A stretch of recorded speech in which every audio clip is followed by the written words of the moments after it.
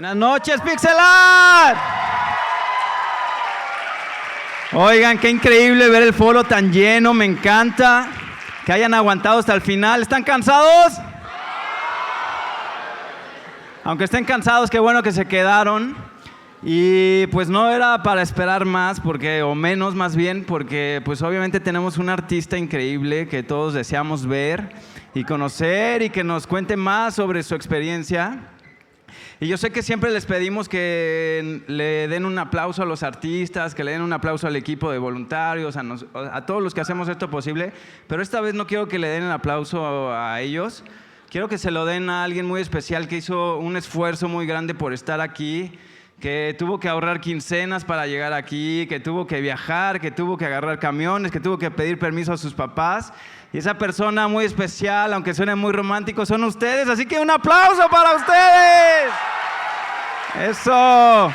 Gracias por estar aquí. Gracias, los queremos mucho de verdad.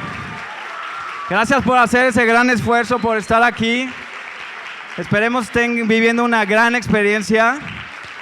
Y pues ahora sí, ya no les quito más su tiempo. Y yo sé que la siguiente artista no necesita presentación. Así que con todo ese ánimo vamos a darle un gran aplauso a Terrace.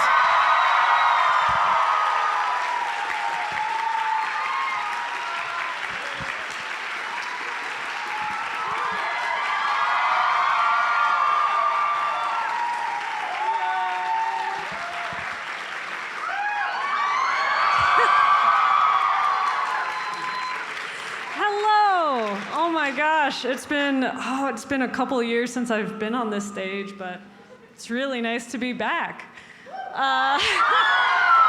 Thank you. Well, I have a lot to talk about today, if this microphone will let me. Oh my God.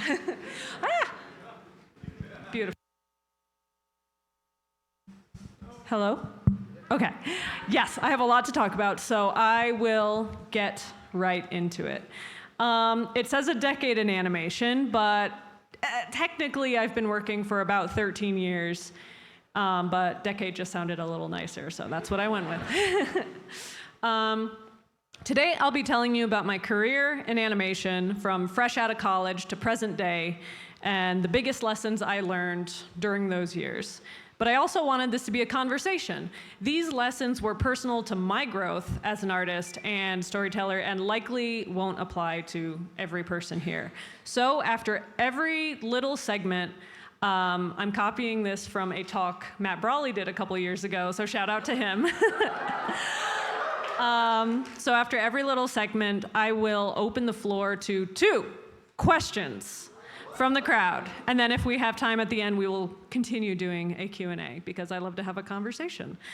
Now, without further ado, a decade and some change in animation. Starting with college and the start of a job hunt. So my last year at the School of Visual Arts was hectic. I was busting my ass trying to finish my thesis film. I was applying to so many internships and so many different jobs, and I kept getting rejection after rejection after rejection. And then finally, I did get an internship for a small studio called Jib Jab Inc. that specialized at that time in making e-cards, like Thanksgiving e-cards with dancing turkeys that you could stick your face on it. They were great. I actually had a lot of fun there. But it was only an internship, and even without any other job availabilities, I ended up packing up and moving to LA with a single suitcase full of everything I had. I skipped out on my college graduation. I moved to California and with a lot of student debt, and there I was. During that internship, I was still applying to more jobs and more of everything and anything, and I continued getting rejected. And I kept trying to learn from my fellow peers from other schools like CalArts and Gobelins. I was just reaching out to anyone to help critique my portfolio, to tell me like what I was doing wrong. But that ended up leading me to my first lesson, which is don't take rejection personally. And this is such an important lesson to learn early, because there are even some professionals that still can't take this advice. And I am so thankful I did learn this early, because it kind of set my soul free.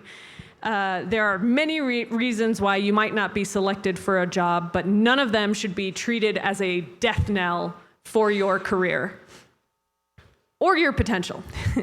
These are, in my experience, some of the most common reasons that I have been rejected, and that I, even as a showrunner, have rejected applicants for.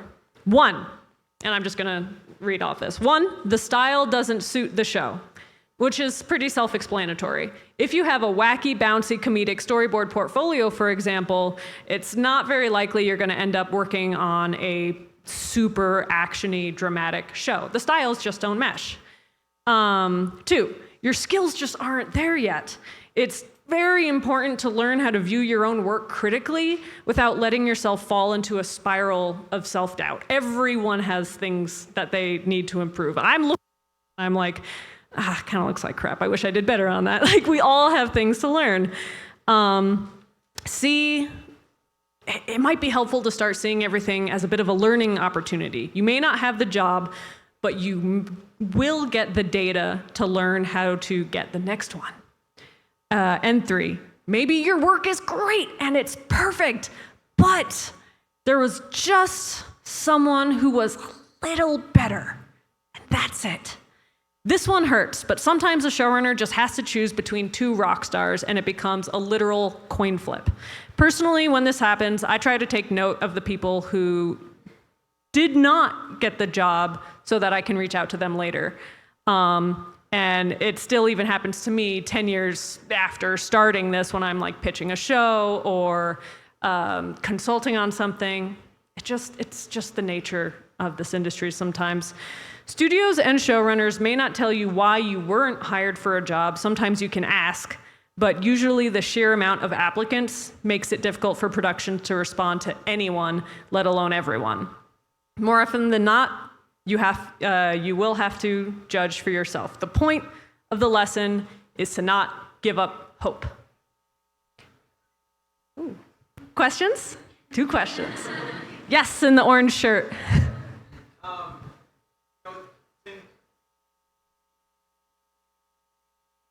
12 years from that, the industry has changed completely. AI disrupted the entry-level positions. What would you do? If you were graduating this summer, what would you do to find your first job in the industry? Can you repeat that last part one more time? What would you do to enter the industry in this day and age, basically? That is actually a very good question. AI has disrupted a lot of entry-level jobs, and there are still ways to get that entry-level job. It's just the percentage of people getting in there are much lower. I think it's been really, really beautiful to see how many independent creators have gone onto Patreon, have started creating their own animatics for their own shows, monetizing off of YouTube, off of these other independent platforms, and basically creating their own jobs and No. Thank you. So it doesn't completely solve that problem. It doesn't completely destroy AI, and I'll take this chance to say fuck AI. Kick it to hell. But in the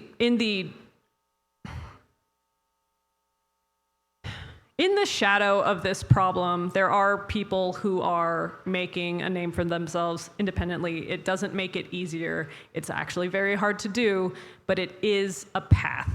And I hope to God the industry does recover from it, and I hope these larger indie studios end up becoming larger and larger so that they can supply more jobs for entry-level positions and training positions. But in the meantime, you can use your passion and drive to create independent projects. Yeah. Second question. In the blue shirt? Yes. I am still in university, and I think this is a great question that I really have to know. If I am still studying, what do you recommend for people that are still not out there looking for jobs? Like, am I supposed to work harder? Am I supposed to like start searching for jobs, or is there like some kind of trick so I have more luck looking for jobs? There is no trick to learning to getting a job other than just applying to as many as you think, and everyone's journey to getting their first job in animation can be completely different. I work with high school dropouts. I also work with Harvard graduates.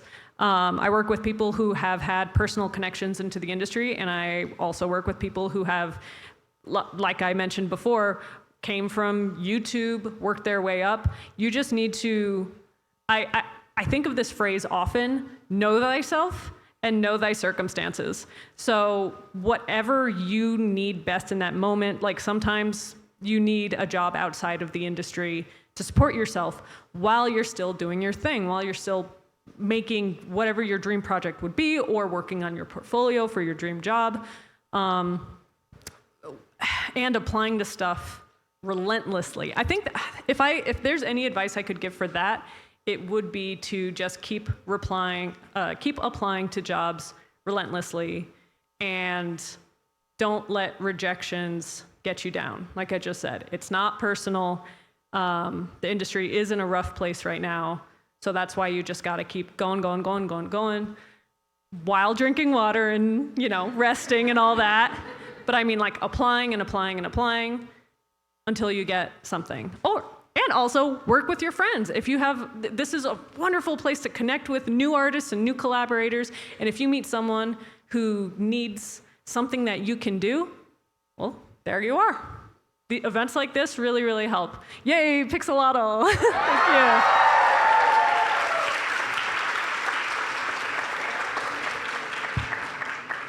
All right. My first job on Gravity Falls. After so many tests and so many more rejections, man, I got rejected from Pixar, DreamWorks, Titmouse. I got rejected from Nickelodeon. I got rejected from the guys who make Gumball. I got rejected from Powerpuff Girls 2017. It was a lot, but I did not get rejected from Gravity Falls. So thank you. And I became a storyboard revisionist. What I didn't tell anyone while I was applying to this, and maybe this could help with your question as well, was I didn't know what a storyboard revisionist was at the time. So I definitely pretended when they told me, like, yeah, so your test was great, but since you're new to the job, we think you'd be better suited as a revisionist. How do you think about that? And I'm like, yeah. Fantastic. So I came to this lesson even faster than the previous one, which is be prepared to learn on the job. So, for some context, all throughout college, I was 1,000% positive that I would end up being not a board artist, not a director, not a showrunner, but an art director. I loved art, I loved design, character design, BG paints, color scripts. That was the stuff that I was learning during my free time. And it was my goal. And especially at SCA, during that time, we didn't have storyboard classes or writing classes. It just didn't feel like an option for me. But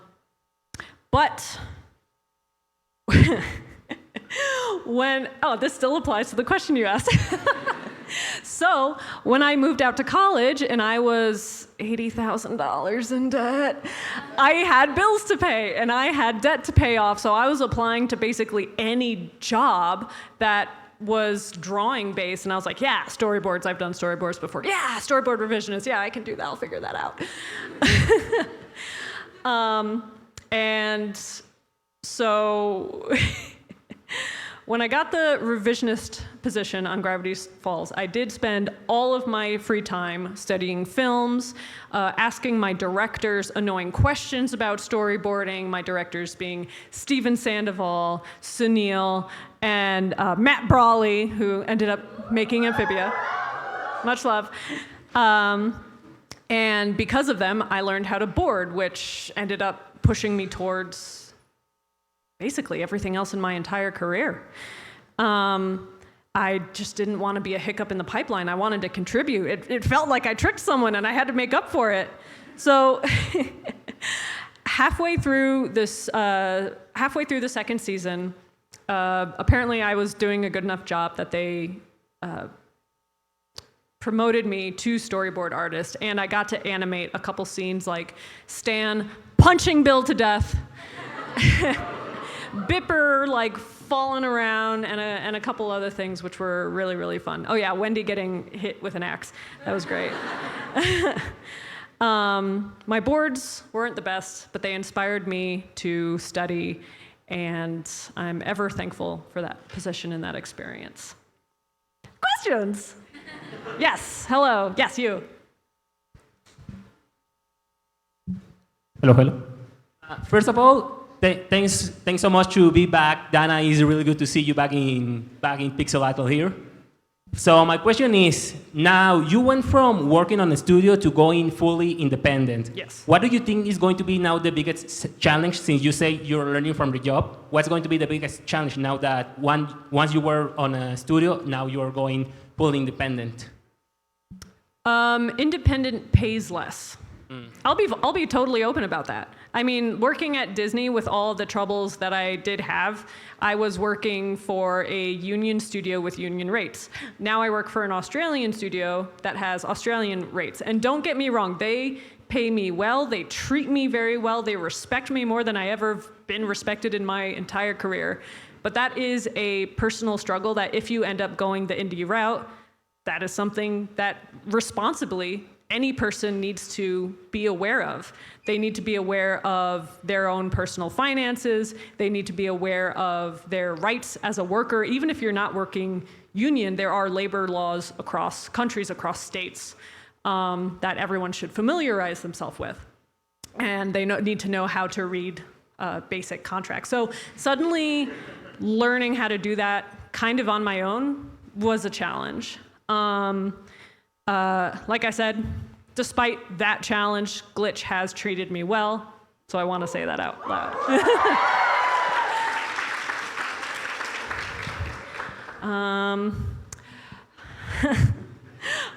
With the plushie. Hi.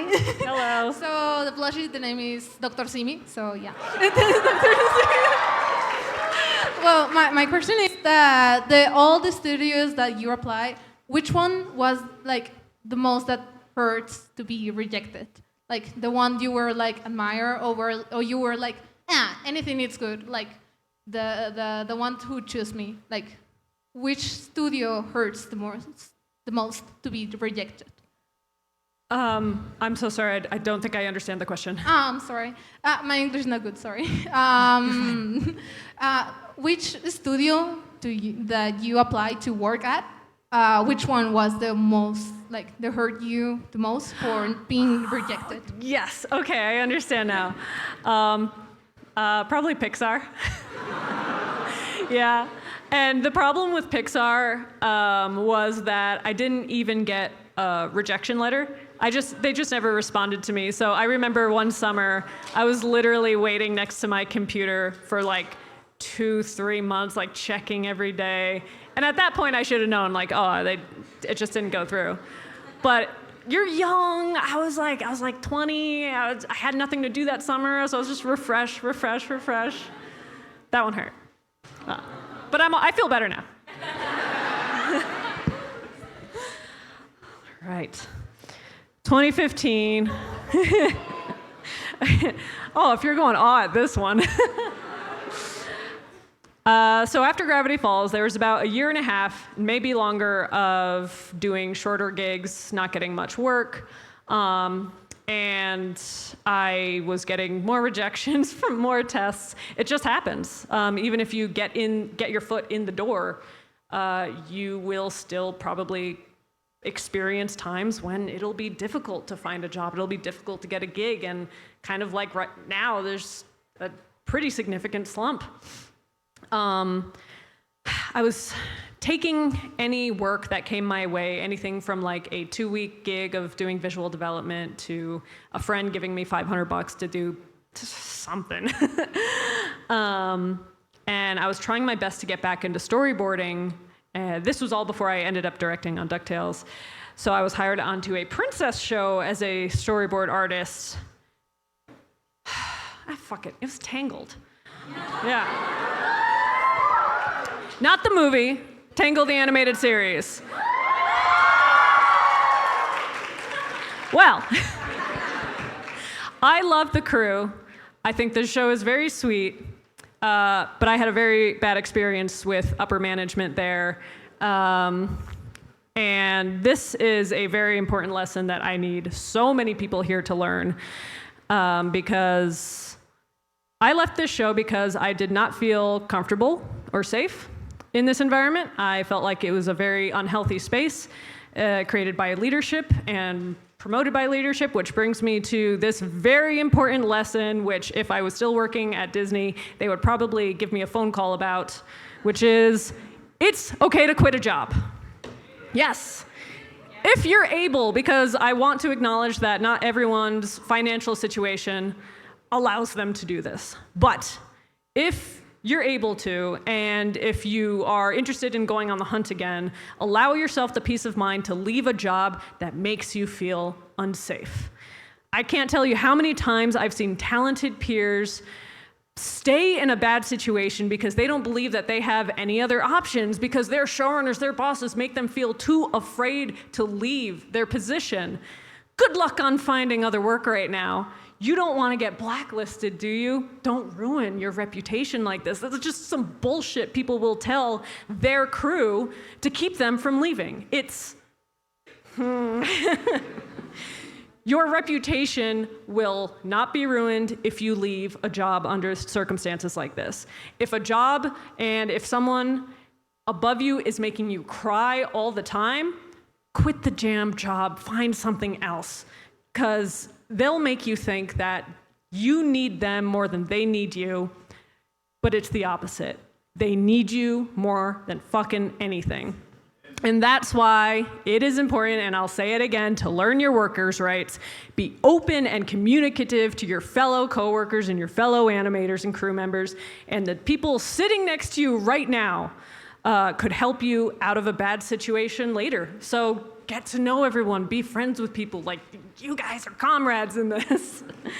And this subject, of course, gets me pretty heated, so I'm gonna go on a rant from a showrunner's perspective and just like, look at this, because I wrote this whole thing down.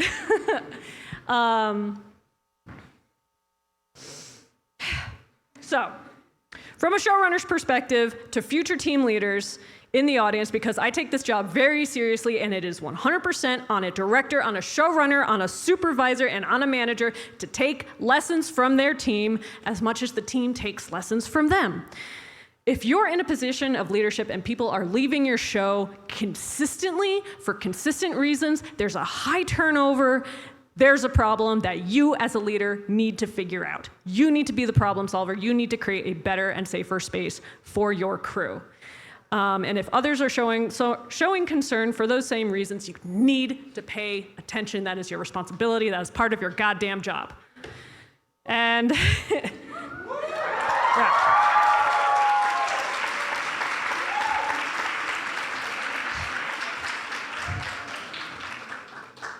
A thing to take note with that is sometimes there will be someone on your crew causing trouble. Sometimes that person will be you, and you need to acknowledge that, take responsibility, learn, and do better, and move on. And that's that. Questions?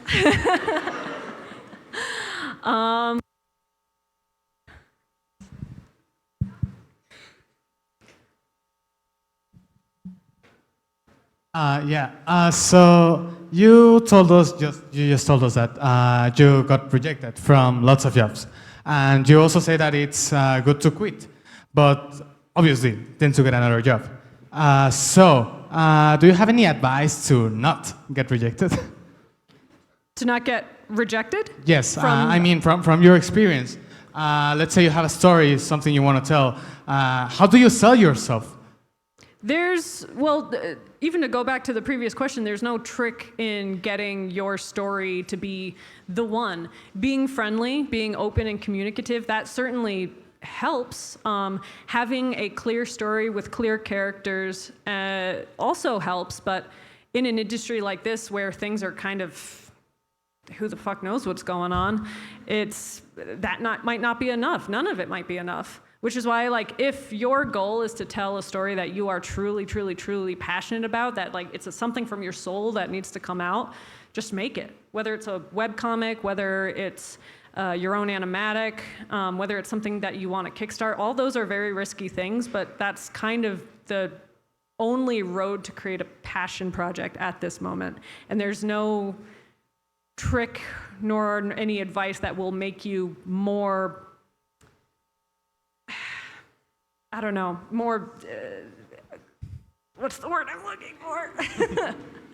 Won't make you like a better deal to the people you're pitching to. Yeah. Thank you. Yes, in the white hat. Sorry, I'm gonna read this because I'm nervous. But thanks to create the old house. Thank you. What advice will you give to someone who wants to be a showrunner or a project manager and just graduate? I would advise that you learn the pipeline of an animated project as much as possible. Because you are looking at everything from a bird's eye view in a showrunner's position, it's helpful if you know what it's like. You don't need to know how to do every job, but it is helpful to know how much effort it takes to be a background artist, to be a background painter, to be a 2D animator, or if you're in 3D, to, I don't know anything about 3D, to know how much it takes to do lighting or 3D animation. But like whatever your goal is, whatever medium you want to get into, like the more you know about those positions, the better you can help your crew, the better you can schedule things out, and the better you can like problem solve the eventual problems that will come up. So talk to your friends who are in other positions. Just, keep doing research, keep talking to the people around you. And if there's a position that you are unsure of, just don't be afraid to ask questions. Thank you.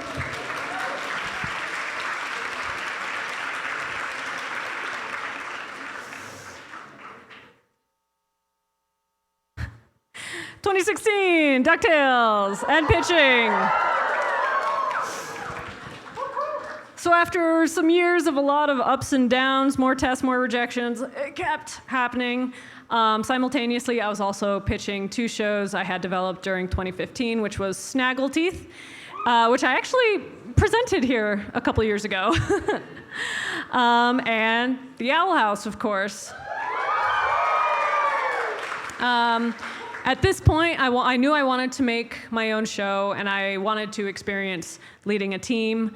So when I got this offer to storyboard on DuckTales, I kind of pushed them to be like, what if I was a director? What if you made me a director instead? So with some pushiness and stubbornness, they actually allowed me to be an episode director on DuckTales, and I'm very thankful to Frank Angones and Matt Youngberg for believing in me. That was a really good experience. Oh my God, I worked with Johnny Oshima. I don't know if he's here in the crowd for that, but thank you, John.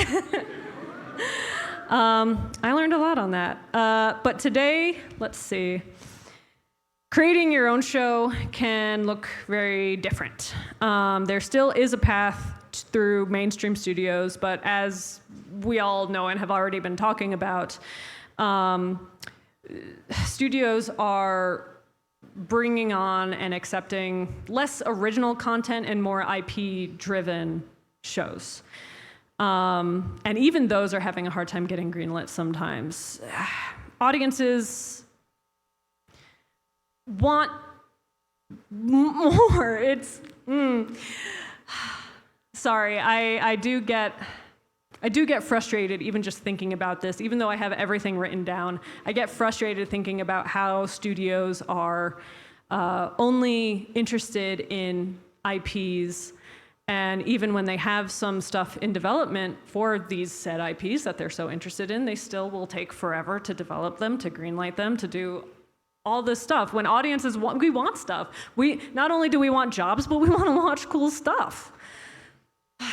But luckily, the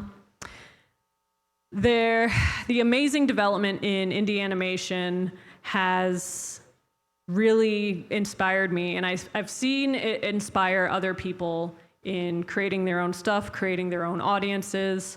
I'm very happy to have found a home with Glitch, and I'm happy that these studios, funded almost directly and fully by merch and by viewership rather than stockholders, offer such a fresh air for the breath of fresh air for the medium. New stories, unedited stories, no S&P involved, at least that I know of. And what's more beautiful is that this seems to be like an international phenomenon from the States, Australia, Japan, Mexico, Philippines, like on and on and on. Like everyone is creating these new independent studios and creating beautiful things.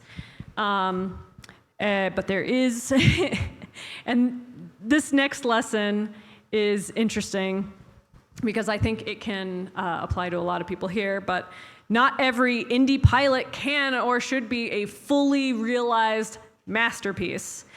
Because a handful of successful indie studios rising in popularity and success, many young creatives and small teams feel the need to compete at the same level when they only have a fraction of the funding.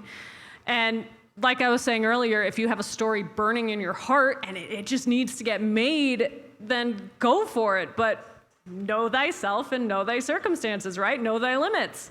I literally have these phrases on sticky notes above my Cintiq.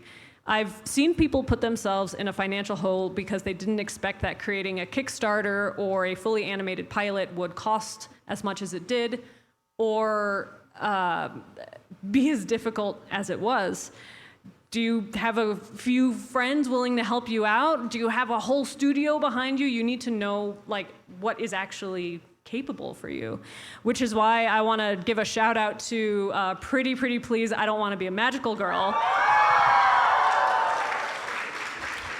Yeah, by Kiana Mai, because that is a perfect example of something that like anyone can do here. A good story, clear characters, and it's an animatic. Any funding that she had went towards voice actors, original music, and even if she didn't have that stuff, I'm sure she would have had like a few talented friends help her out with that stuff, and it would have been just as successful because it was just so well made.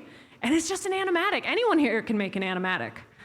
So and she's selling plushies from it. It's beautiful. Not everything needs to be a 22-minute movie. Or make a webcomic. That's kind of what my plan was going to be if Knights of Guinevere didn't work out. Hell yeah. Questions? I forgot I drew that. All right, let's get some people in the back. Yes, with the waving. Yeah.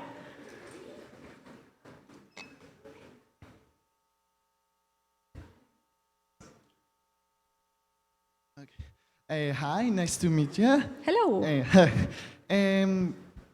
I have the question of how you can manage, if you can quit your job, can't, and how to manage the toxicity in the industry. How to manage the toxicity in the industry? Yes. 9 times out of 10, the toxicity comes from the top down. So from bosses, from executives, from studio management who don't even know your names. And the best way to get through that and to find camaraderie and to learn how to navigate it, because every situation is completely different, is by getting to know your coworkers, being open with your coworkers about what you're dealing with, and what you feel like is being done incorrectly. And either you can become a united front to speak to your supervisors, or one of my good friends, I won't say their name or the situation, but they were dealing with a very bad situation at their own studio, and they banded together to all quit their job at once because people were being treated very, very, very, very unfairly. There was some like verbal abuse going on, and that ended up changing the studio entirely. So yeah, for navigating toxicity in these environments, like, you have to get to know the people you're working with. You're welcome. Yes. No, with the phone case. Oh, it's because Oh, okay. it's because she was helping me. So, Nice. hi. Hi. My question is, as a showrunner, how do you keep the balance in the team? You know, so like everyone can understand what are you trying to make, but also don't burning them out or don't burn yourself out. And yeah, so don't you keep like a great environment. When I learn how to not burn myself out, I will let you know. But until then, to create balance with your crew, this is the kind of stuff that I am learning more and more about the more I do this. I've taken lessons from Owl House that I'm hopefully improving upon during Nights of Guinevere, but I think what helps is getting to know your crew, and similar to my answer before, getting to know the pipeline and what they're going through, and really creating an open and comfortable environment where people feel like they're able to talk to you. There are so many showrunners who you can't, there's like unspoken rules of like, oh, you can't talk to them. Oh, you can't like look them in the eye. Like their door's closed. You can't bother them. That stuff, I don't agree with that. I don't think that's a way to run a crew. And the more you know about your crew, the more the crew feels safe to talk to you. The more you can understand their struggles, their needs. You can help schedule things better for them, which helps keep them from getting burnt out or recover from burnout. And there's no immediate simple solution to like fix everything before the problem even happens. Sometimes you need to face a problem and take the wisdom you've learned from your crew, you've gained from your crew, and apply that to a solution. So yeah, the long and short of it, the more you know your crew, the better you can help them. Yes.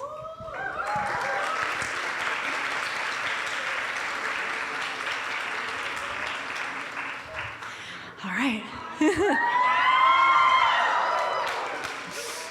Getting into Owl House development.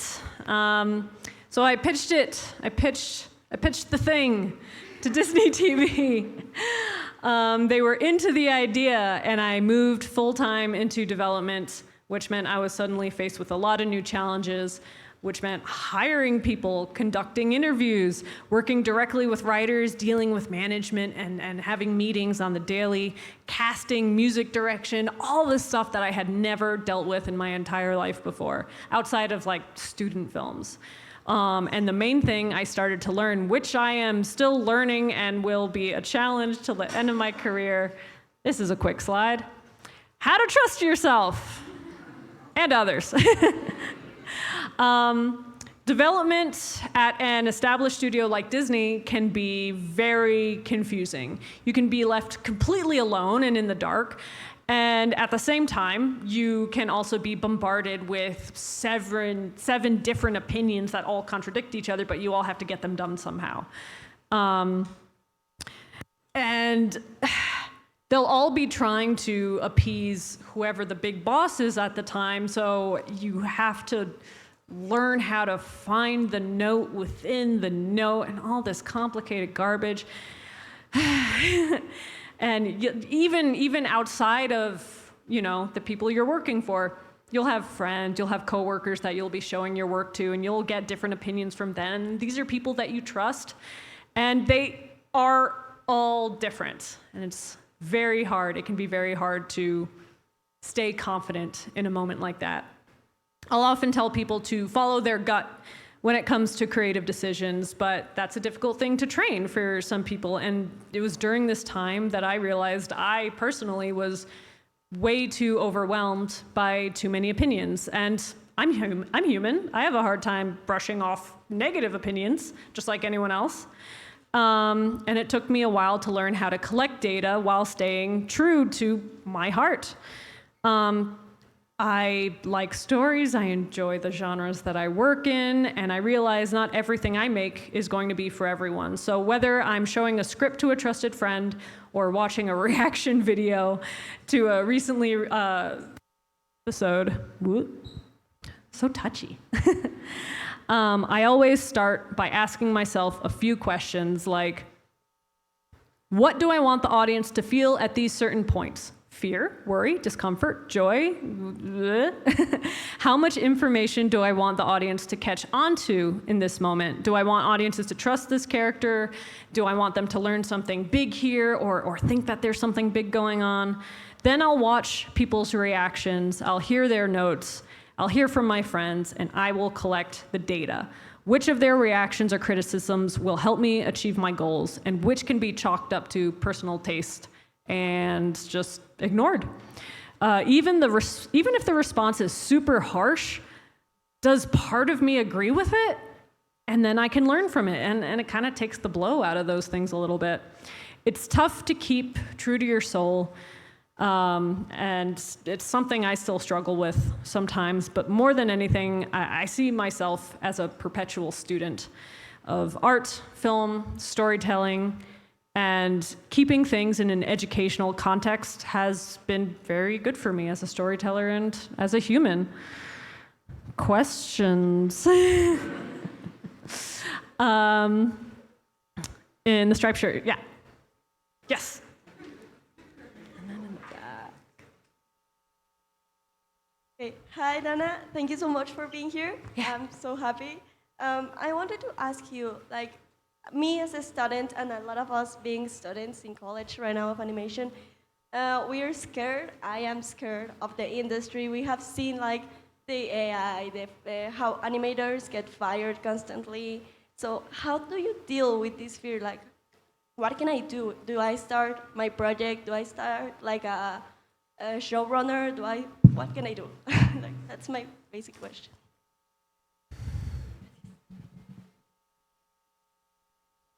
These are questions, aren't they? The fear of AI, the what can I do? How can I feel confident and less scared?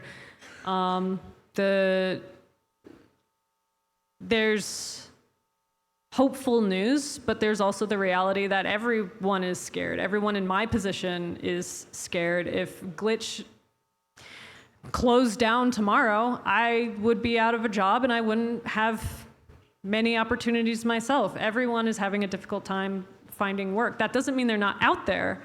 They're just harder to find. One thing that can bring hope during a time like this is that we are seeing more independent things and more stories that, come on, more stories that are coming directly from artists. Are those projects all financially viable? Will they all make you insanely rich? No. But can they be avenues to still express your creativity and work with beautiful people and maybe create the bones of something amazing? Then do that. You do that to bring yourself hope. And during this time, you also have more time to learn about the industry, learn about workers' rights, learn about these things that can protect you when the job market does get a little better, however it does get better, so that when you are back into getting those jobs, you can better protect yourself, and maybe we won't get into this kind of nonsense again. And as far as AI goes, there seems to be a pretty decent backlash anytime a studio tries to use AI. It does seem to not do well on the large scale. That brings me a little bit of hope, but yeah, you're not alone in feeling that way. I'll say that. Again, in the back with the flashlight? That's one way to get my attention. Hi, it's an honor to meet you. I'm going to read my question. You are one of the greatest known female creators in the industry, just like other amazing creators like Rebecca Sugar. I know there are more of them. We even got to meet some amazing female creators here from Latin America some hours ago. The thing is that women are usually less known than men creators. So my question is, along your career, have you ever suffered from discrimination for being a woman? What advice can you give to young female creators navigating the industry and wanting to create amazing animated projects? Thank you. Ha! Thank you. Wow. Being in the same sentence as Rebecca Sugar is always like, wow. I admire them so much. But yes, I have. When you're a female creator, you tend to, I still get told that I'm not experienced enough for XYZ kind of job. I still get situations where people want to pay me less than male peers who have less experience than me. Sometimes it even comes from other women. And when it comes to premiering a show and having an audience, you get a lot more uncomfortable, stalker, creepy type attention. Yeah, there's a reason I don't post online much anymore. But all I can say is, if you are passionate about creating, just create. Fuck them all. Keep advocating for yourself. Make friends with other female creatives, other female showrunners, other female artists. Figure out what they're dealing with and see if it's a pattern that you might be dealing with as well, if you feel like you are in a situation. But never stop creating. Always keep drawing. Fuck the losers. And believe in yourself. It's cheesy, but it's true. Never give up.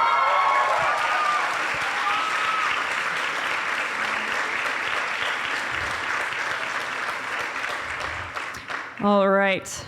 I will start going through these a little faster.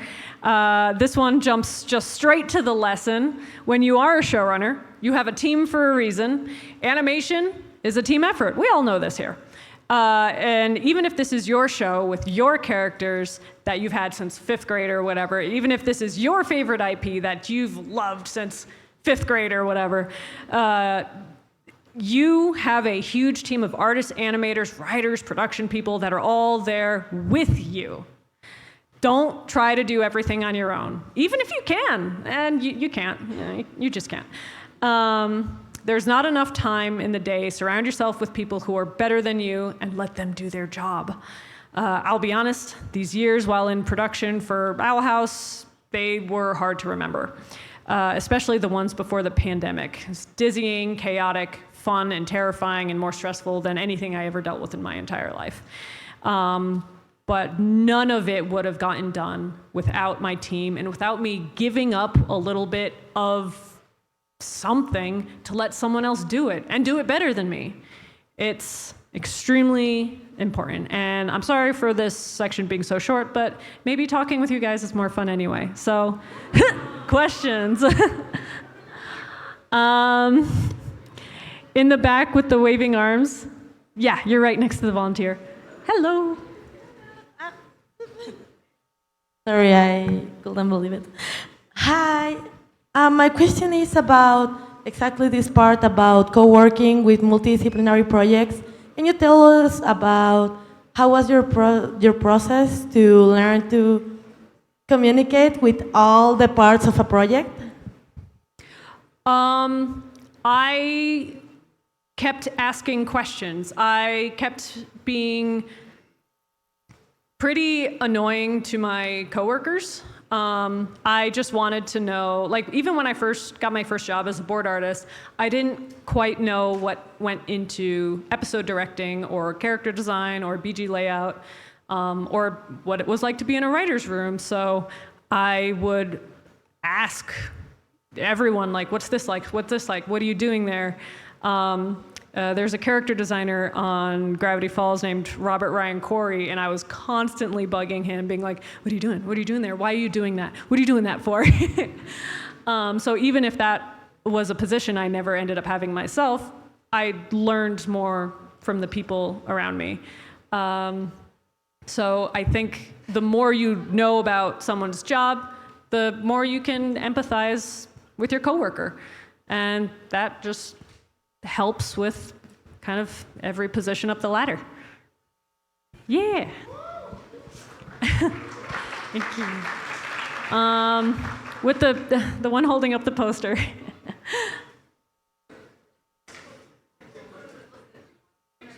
Oh, the red big poster in the middle? Yeah, that one.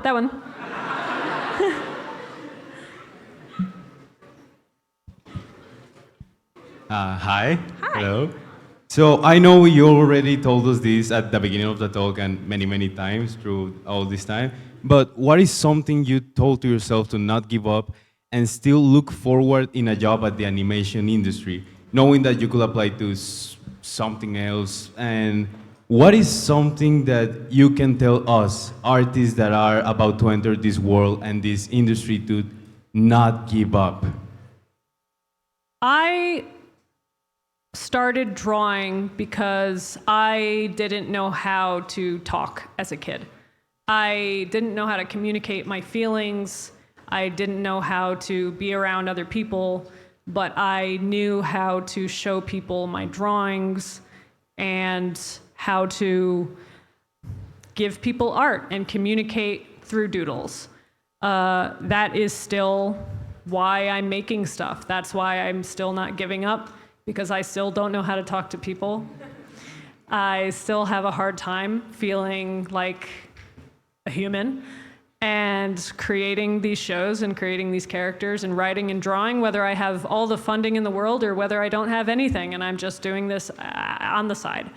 That is important to me as a human being. So I don't think anyone should give up. Even if you have to take a job in a different industry, never give up art. Never give up on creativity, and never give up on creating your own truth.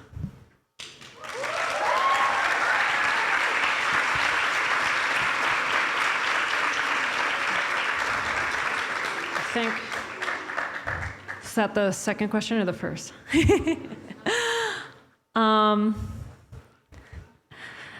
Yes, with the black glove?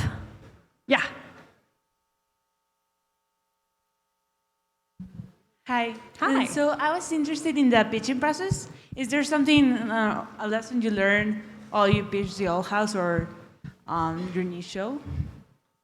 Something about the animation process? The pitching process. Oh, the pitching process. Yeah. Yes. What I learned is that it's okay to read from cue cards. If you're nervous and you have a little bit of stage fright, that is okay, because like, as long as your story is clear and as long as your characters themselves are doing the talking, it's okay if you're in a corner reading like this. Don't ever let stage fright or anything like that make you feel like you can't pitch. There are ways around stuff like that. That was one of the biggest lessons for me. I still read from cue cards. I'm doing it right now. All right. Moving on to The Owl House airs and the world locks down. I'm going to wing this one. Yeah, the first season aired during the pandemic, and I ended up making all of season 2 and season 3 locked down from home. I think a lot of us here are now used to working from home offices or from your desk next to your bed. And for me, after having been in the studio and then suddenly never seeing my crew, it was awful. And when these episodes were premiering, as a congratulatory gift, my mom didn't send flowers, she didn't send anything. She sent me a hazmat suit with some disinfectant. This was also a difficult time because the studios, Disney wasn't taking care of us the way they could have. They weren't giving us... No! They weren't giving us the time we needed to live in the pandemic. They weren't taking into account how scared people were, how sick people were getting. I had an aunt pass away and I couldn't go to her funeral. It was, they just wanted things to continue on status quo without taking anyone's mental health into consideration. They would say like, oh, you can take a day off. Oh yeah, you can take a mental health day here and there, but does that mean that the schedule gets changed? Does that mean anything gets moved? No, not unless you yell at them, not unless you ruin your reputation by looking out for your crew. It was a horrible experience. It was just awful, but it taught me one of the most valuable lessons, which I've already touched upon a couple times, that it's just a cartoon, take care of your team and yourself. This isn't just a lesson for artists, it's future showrunners or art directors or anything. This is just a lesson to those of you who will rise the ranks and become executives yourselves. Producers, studio CEOs, be kind, be considerate. We need good people helping us. We can't do this ourselves. God forbid the pandemic happens again or something else happens. We need help. Questions? Let's see. Waving the green card in the back.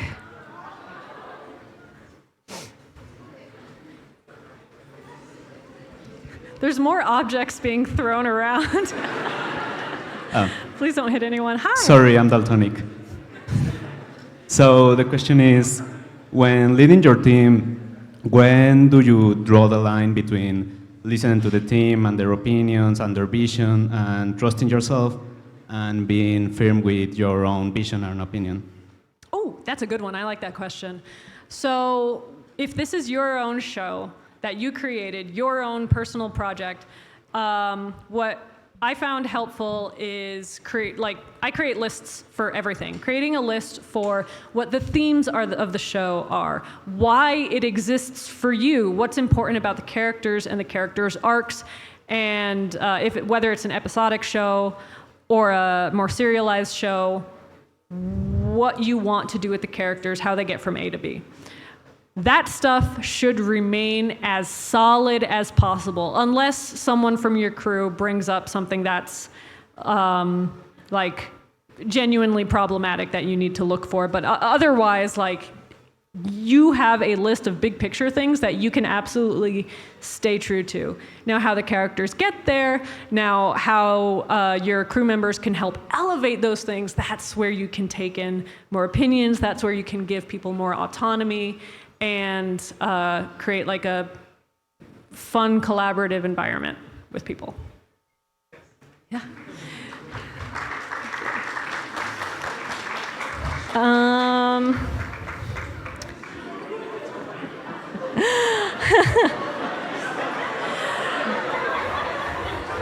What's going on?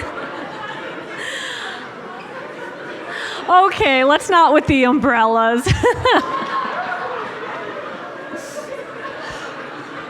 No more umbrellas after this. Sorry. Let's say you have your crew and you take care of your crew, but your crew isn't taking care of themselves. How you can help them to understand that it's okay to stop working, it's okay to take time to themselves. How you can help them in that way? You can tell them that. up front. And if it's usually if a crew member is not taking care of themselves, or if they're working too hard and working weekends, that's like the canary in the coal mine, right? That means that there is some other kind of underlying problem that you need to suss out. Maybe the schedule is too tight and it needs to be lengthened. Maybe there's something going on at home and they're not telling you, and they're dealing with a lot of stuff, right?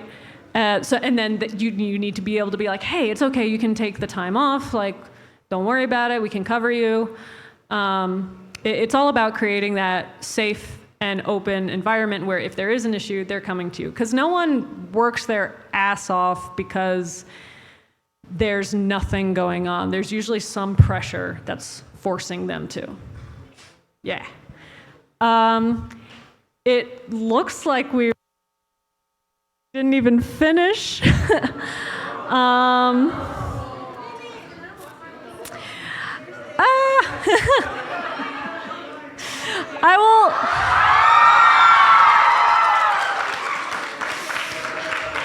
I will, oh my God, I'm at the very end. So I'm gonna speed through these, and this will be the end. The end of Owl House. There's roughly a year, maybe under a year, of nothing in between Owl House before Glitch. And after having spent so many years dedicating myself to the most difficult job I ever had, I felt empty, I felt depressed, I felt like, wow, this is a weird part to speed through. But I felt extremely low, and I was not taking my care of myself during that time, especially because it was during COVID, and so I crashed. I was burnt out, and I had literally never been I had never felt that before. It was awful. I became depressed. I couldn't get out of bed. The only thing I knew how to do was work on Knights of Guinevere on the side. I'm very happy that it ended up getting made, but I probably shouldn't have jumped into another showrunning job soon. But here I am, man. I got bills to pay. I ain't rich. But it does lead me into this lesson of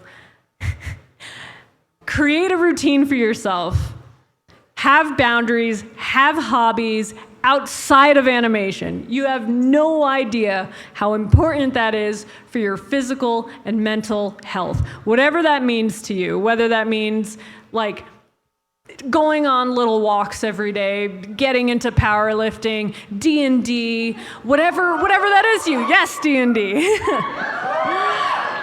Listen to books, listen to audiobooks, watch live action films, just do anything outside of animation, because when you do eventually crash and burn out, it'll help you recover faster. Speeding through. Well, 2024, 2025, you get the idea. Animation is difficult, and it is complicated, and it takes a whole team of people just to produce 1 minute. Right after Owl House ended, I was bitter and wrecked. I was worried my passion for animation busted permanently. And I had never doubted my love for this work before that, but that's just how hard this job got. And that's how hard this job can be during a time like this as well. You can feel, broken. Is it me? Is it everything else going on? It's a difficult feeling. In the end, knowing how hard showrunning is, knowing how hard even just drawing in my sketchbook is, I'm still thankful every day that I can do it. Any little ounce of creativity, any little way I can still express myself within whether it's a show, whether it's a drawing in a corner, I'm so thankful I can still do it, and I still have some kind of love for this medium. There's always something new to learn. There's always new artists to discover and to meet, and new connections to make, new friendships to develop, new characters to obsess over. Animation is hard, but it's also really fucking cool. And I am so glad I can be here to share with you the final lesson that I've learned is that you can heal. You can heal from a bad job. You can heal from burnout. You can heal and rediscover your passion and create something that fills your heart with pure, unadulterated excitement. You can dedicate yourself to creating better environments than the ones you've experienced and create better teams with the people around you. Thank you for having me. Thank you, Pixelatl. That's it. Let's give it up for Dana. Que se escuche. Dana, thank you so much.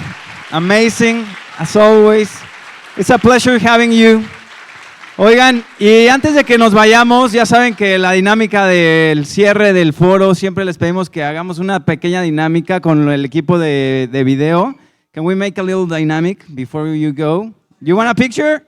Yeah, of course. Take a selfie. Let's do it. Que salga toda la banda. Eso. Oigan, y la dinámica es esta. Before you go, Dana, we want you to do this, like this. Todos, a las de 3 yo les digo, empiezan a hacer así. Y cuando yo cuente 1, 2, 3, gritamos todos Pixelatl, ¿ok? Vale, todos. Empiecen a hacer así. ¡Que tiemble el edificio! Vale, 1, 2, 3, Pixelatl. ¡Eso! ¡Que se escuche el aplauso! Gracias, Dana. Thank you so much. It was a pleasure having you. Gracias, Pixelatl. Nos vemos mañana.